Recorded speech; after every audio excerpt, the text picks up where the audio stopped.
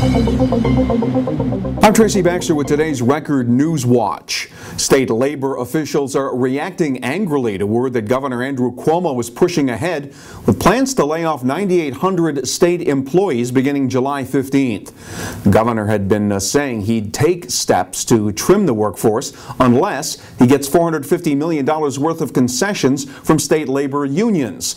None of their expired contracts have yet been settled. CSCA President Danny Donahue called the layoff plan, quote, obscene, and a move that's made the governor, quote, the biggest bully on the block. Aides to the governor have said layoffs are a worst-case means to achieve needed savings.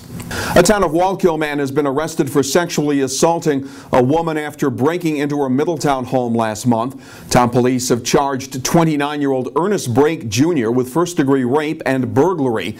Police say he entered the residence through an unlocked window, and once inside, he sexually assaulted the 39-year-old woman. Brake is currently being held on $50,000 bail in Orange County Jail.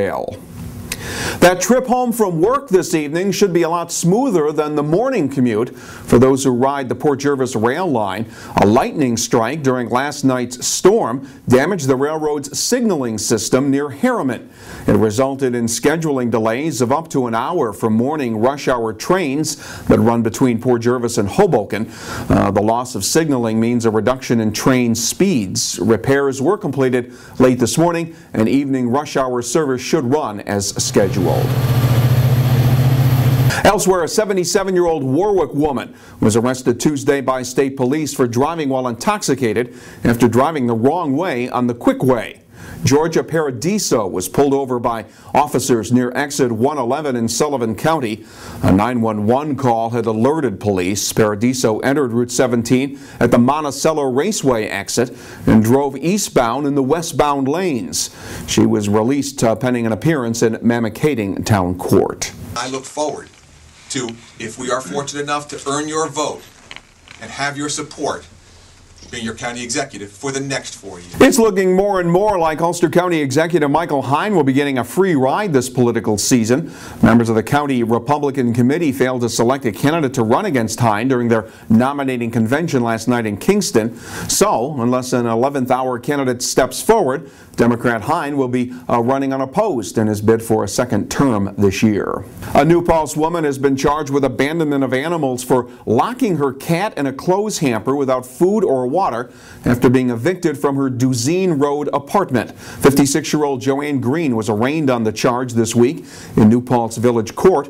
According to the Ulster County SPCA, the cat named Remy was discovered days later by Green's former landlord. Following a medical evaluation, the cat was adopted to a new home.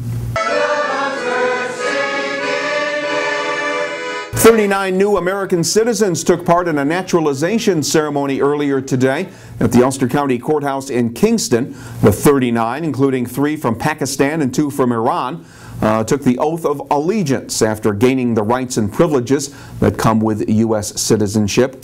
Ulster County had discontinued the ceremonies in 1992 because of federal budget issues, but they were reinstated in 2008.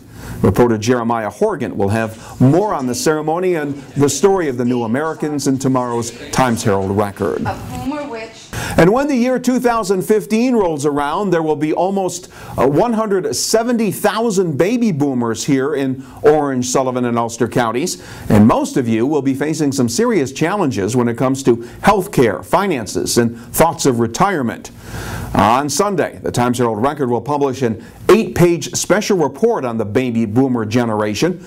Reporter Steve Israel found that many of us boomers aren't prepared for what lies ahead.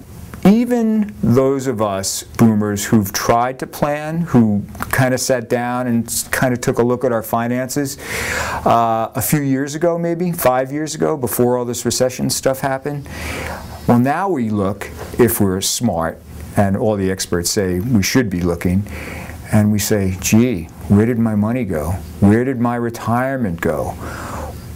well, what am I going to do? We have some power to change things, to change things for us, and we should use that. You'll be able to hear more from Steve on the Boomer story and what he discovered beginning Sunday here at Record Online, and you can check out the report in its entirety in Sunday's edition of the Times-Herald Record. There's good news and bad news on the weekend weather front. The good news is it won't be oppressively hot and humid. The bad news is it'll be cloudy and rainy. Saturday will be cloudy with showers likely, and it'll be cooler with the highs only in the low 70s. More clouds and showers in the forecast for Sunday, with the highs up around 80 degrees. Record Online is the place to find news when it breaks and get all the stories in detail in the weekend editions of the Times-Herald Record. For Record Newswatch, I'm Tracy Baxter.